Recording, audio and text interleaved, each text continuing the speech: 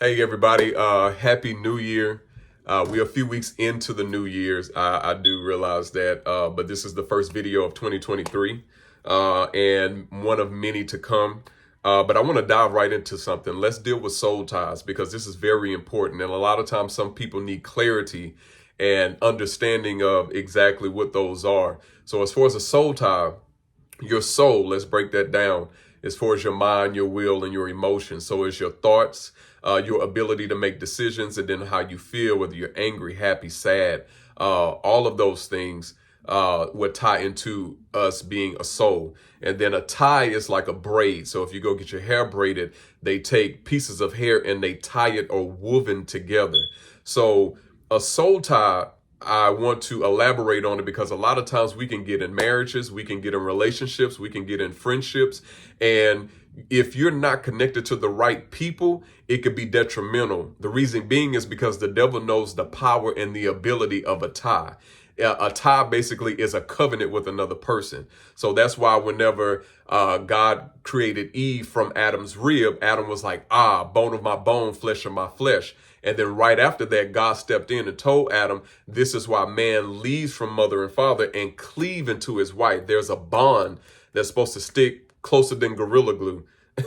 But it's a tie, a healthy tie, because a lot of times you need healthy connections. It's almost like a cell phone. If you have the right connections, then you get the right signal. Your phone operates at 100%. But if your phone is tied to a wrong or a negative signal, then it runs slow. It doesn't charge as efficient as it could be, or you lose power because you're not connected to the right people. So a lot of times the devil will bring somebody in your life whenever he's trying to slow you down from your destiny. And really, they're meant there as a distraction. But what they'll do is they'll paint themselves as though they're just the end all be all and you need them. So they'll act nice. They'll present themselves as a big helper. They know how to speak with sedition.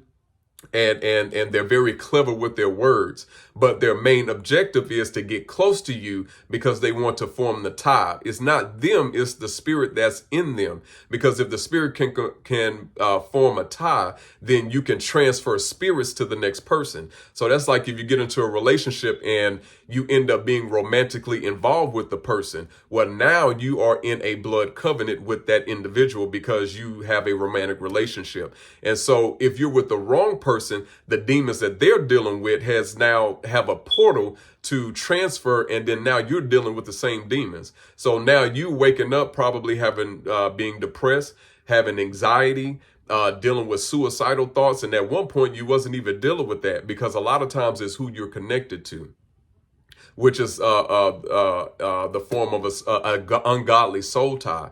But when you really get in the right ties and the right connections with people, some people and some friendships can really save your life.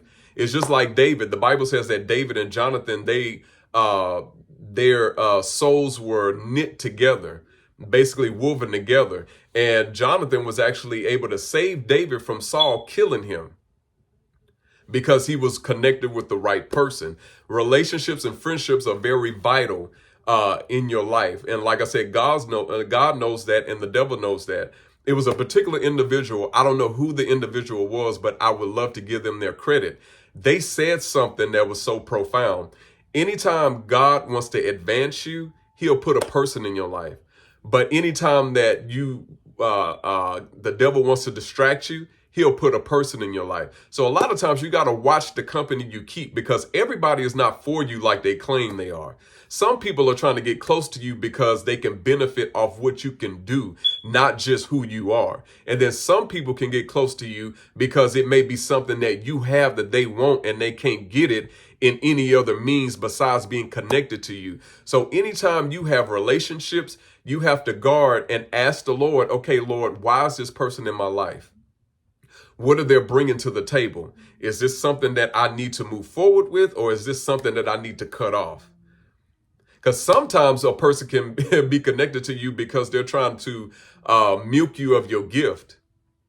And they're trying to drain you, and they become an emotional vampire. So they just drain you, and you're pouring and pouring and pouring, and they're receiving, but they don't give back. See, and now it becomes a negative soul tie. So then they're able to emotionally blackmail you by manipulating your emotions. And so now you feel as though you're entitled to that person or entitled or being around them, and you're really not. They're just there to take from you and not give. This is why you really have to be careful about who is around you, who is in your circle. If you're in relationships and have been in past relationships, it's always healthy to go on a fast and ask God, Lord, sever the soul tie with this person, because you don't want to go in the new relationship with an old soul tie. Because now you're experiencing a lot of the situations that they're dealing with, and you're bringing the old thing into the new. So it's always watchful and important to make sure that you are guarding the company you keep. My circle is very small. I literally have 3 friends, 3 friends, and that's it. And I can confide into these people. I trust these people. I can be honest with them, and I know they're not around me to take or to use, and then vice versa. They have a great friend in me because I give out to them as well. And I've had to learn that over the years, to watch the company you keep. Because some people can be low-key jealous of you and you don't even know it. You think you're doing them a favor and trying to be helpful, but your accomplishments will remind them of their deficiencies, and they have a low-key hate for you and you not even realize it. And so it's like they'll pretend like they want the best for you, but in reality, and in the back of their heart, they're counting down the days of your demise. That's why I say, pay attention, like when certain things happen in your life, and say, for instance, if God is taking you through a wilderness season and it's like everything around you is drying up, you be watchful and pay attention to the people that's actually there and the people that'll disappear. See, the people that'll disappear and back off, those people were never for you from the jump. But the people that will, hey, just making sure everything good. Hey, I'm praying through it with you. Hey, I'm here if you need me. Hey, I just got out of prayer and I brought your name up. I just want to make sure those are the people that you keep around you. And it's not to say not to love those individuals that leave. That's not it. It's just everybody can't go with you. See, sometimes you can sit up there and you think that you're in a friendship, but you're actually holding baggage. That's like when God told Abraham, hey, get your wife, get your sons, your daughters, go to a land where I will show you and I will make your name great. God did not tell Abraham to bring Lot. Lot came more than likely, and I understand that the Bible does not say this, but I mean, if you actually kind of go through the scriptures a little bit and pay attention, Lot's father Haran had passed away, which was Abraham's brother. So it could have been Abraham felt sorry or felt a responsibility that was not his to Lot with him. And if you notice, when they got to a place in the field, Lot's herdsmen and Abraham's herdsmen, they end up getting into a discord, and they had to separate. And once they separated, Abraham looked up at his eyes, and everything that the Lord said that he was going to get was right in front of him. Sometimes you're holding on to people that you think that you're responsible for, and they are the very people that's hindering you from your promise. And God ain't going to bless you, and God is not going to release. So you probably done got a prophecy. God done probably done share some things with you in prayer. He's probably given you sign after sign after sign. And it's like, okay, Lord, I hear you and I thank God for it. But Lord, where's the manifestation? And God is like, okay, the manifestation will come if you remove old baggage. You can't hang with everybody.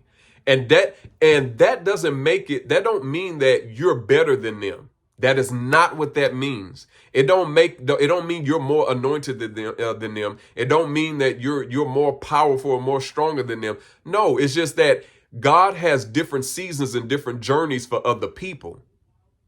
And sometimes your journey might not meet up with that individual's journey. So if Abraham would have left Lot where he was, that's not saying that God did not have a plan for Lot. It's just that Abraham and Lot was not meant for them to be journeying together.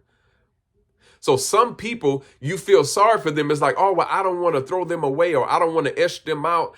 You're not etching them out. It's just that what God has for you in that season is not the same thing that he has for the other individual. So God may have a different plan for the other person, and he's dealing with you in this season.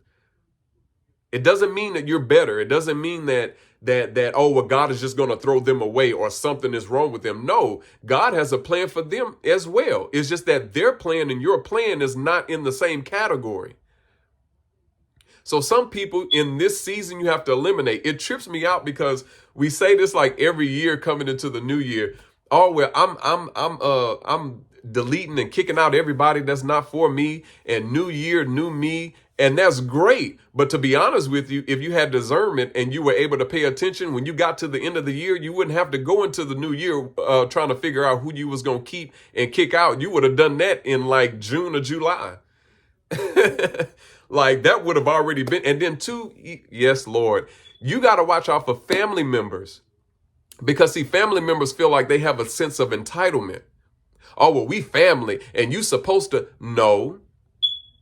No, we're family. I love you. And if you need anything, I'm here for you, but I am not obligated to you because I am not your God. I am not your God. You have to answer to the Lord, not us, not me. And just because we family and yes, we blood, and that's cool. Like I said, our paths may not cross. It may go a different way. So you can't get upset. Oh, well, they acting funny. Oh, well, see, the last time they was here for Thanksgiving and Christmas, they was doing all and acting bougie. No, it's not that. That's not the case. God has a specific route for them and a journey and a path, and their path is not your path. And see, the issue is we have to find the right path, find exactly the path that fits us. And if that path may disconnect you from some people, don't worry about it. That's God. You got to get away from old relationships. You got to get away from old friendships that's not benefiting you. You got to get away from, and I'm gonna just be honest. Sometimes you got to get away from certain ministries, and it's not that you're better than the ministry or the ministry has not helped you. It's just that there is a such thing as outgrowing a ministry. And hear me when I say this. When I say you outgrow a ministry, what that means is it don't mean, oh, well, you just all super spiritual and you've arrived. No, what that means is the particular person you were sitting under, you received all of the information that person was supposed to pour into you. And now you're full. So now you have to go out into a different place where God has told you to go to. But because you feel like you have an obligation to that place, I can't move. And God has probably been telling you to sit up there and leave for the last 2 years. But you feel like if I leave, then I'm going to be wrong. No, you are on a journey. You are on a journey. And God is saying, hey, I need you over here because you got everything you were supposed to get in this place, but I'm trying to grow you up. I need you to graduate. So there's a particular individual I need you to meet here in this place because they're going to help you in the next level. That don't mean that anything was wrong with the last place you was in. That not at all. I'm sure it was great. I'm sure it was bells, whistles, and fireworks, and that's great. There's nothing wrong with that. But if you received everything, there's no more need for you to be there. You have to cut it off, but because your soul is tied to a building, to people, to circumstances, to situations, and please do not feel guilty about it because it's not you, it's God telling you, hey, transition. See, I feel God. Some people are in transition, but you stuck because you won't move on the voice of the Lord. God done been told you, hey, okay, this right here, you're done.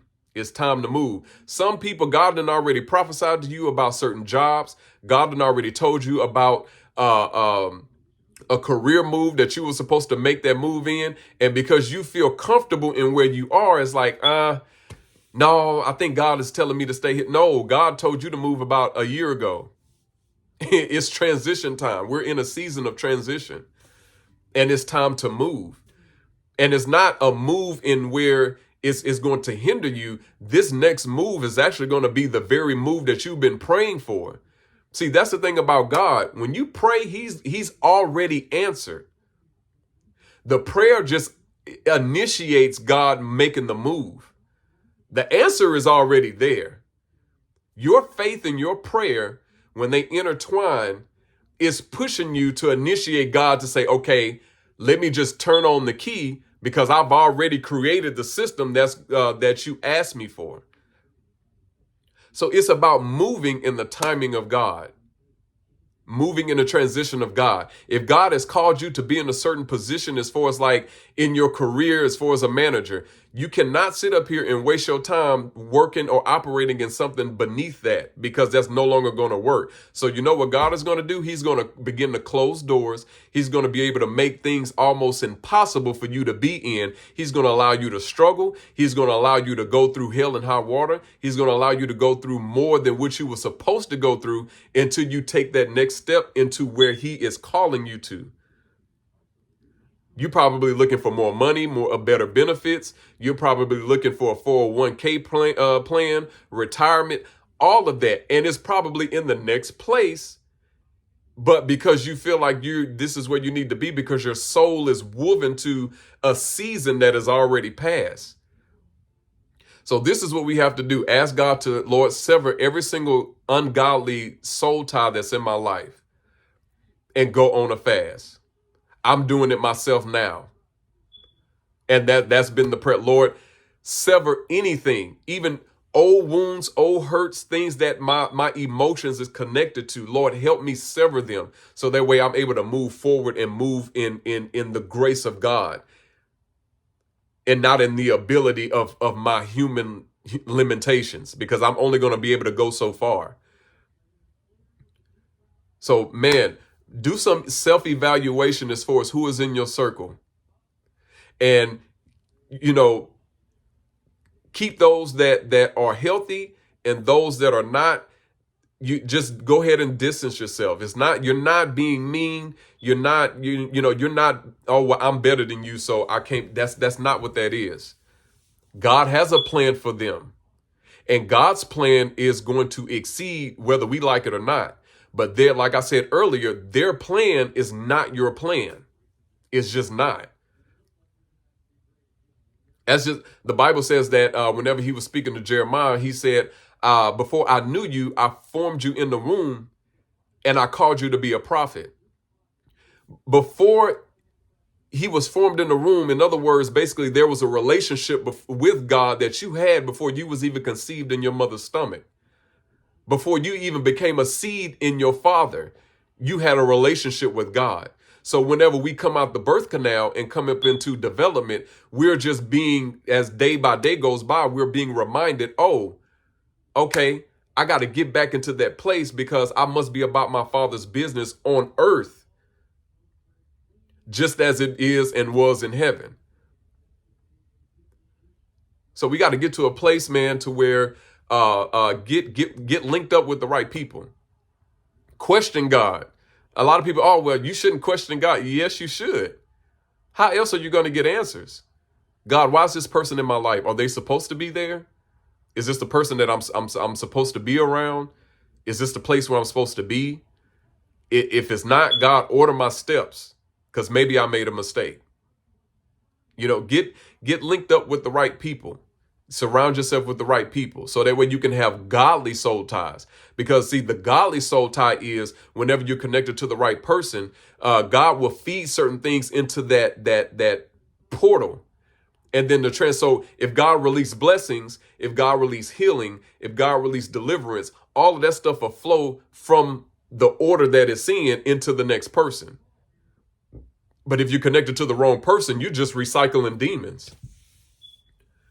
You're going back and forth. And if you ever notice, this is how you know you're in a soul tie with the wrong person. And let's say, for example, a friendship. Say, for instance, you call and it seemed like you're going through a financial situation or a season of struggle. You call the person that you're connected with and they're having the exact same situation and the exact same problem. A lot of times it's because you're tied into a person that's either one, not your assignment, or two, you are not supposed to be connected with them. or they're having, say for instance, if it's two people who are like in some type of form of business relationship or something like that, or any form of relationship, and it's like they're going through something, and then all of a sudden you're going through something at the very same time, is because those demons are transferring through that soul tie, that bond. So you have to ask God, Lord, sever the tie, and God, release anything that came into my life from that tie, so I can be free from it. And then pray for the other individual. Don't be critical and judgmental. Pray for the other person. Lord, help them get delivered the same way you delivered me. See, it all goes back to interceding for other people. But those ties are so important. And make sure that you're tied to the right person. You don't want to be tied to a person that'll take the rope and ring it around your neck, or take a knife and stab into your back. You want to be tied to a person that can take the rope and help pull you up into the place that you're supposed to be. So I went a little bit longer than what I expected. I'm like 20 minutes in, but man, I just hope that bless you all. Like I said, this is going to be more to come. God has been dealing with me so much about a lot of things, and not just outside, but just inside as well. So man, I'm telling you, this is going to be a great year, but this is definitely a year of transition, not a year of transition. This little era right here, this little time frame, this is a season of transition for a lot of people. And then some people, it may not be. Your transition period may have happened in November and December, but for a lot of people, this is a time of transitioning. So just prepare yourself. Even if you're going through a little turbulence, that's fine. That's supposed to happen. But just be aware, man. Watch your circle. Everybody that say they're your friend is not really your friend. Sometimes people are low-key enemies with a smile on their face. Family members included. Family members included. Just because they're your family and you done come up together and y'all have been through thick and thin, that don't mean that they always want to see you do well. Sometimes people will go out of their way to sabotage you, to keep you from going to where they wanted to go to begin with. And they see that you're getting there. And so they will do anything in their power to keep you from moving forward, because they don't want you doing better than them. I've seen it with my own eyes. So God bless y'all, man. Get linked up with the right people. But first, most importantly, get linked up with the Lord. That's first and foremost. But after that, man, get linked up with the right people. You want your soul to be connected to fresh and living water, not a cesspool. God bless y'all.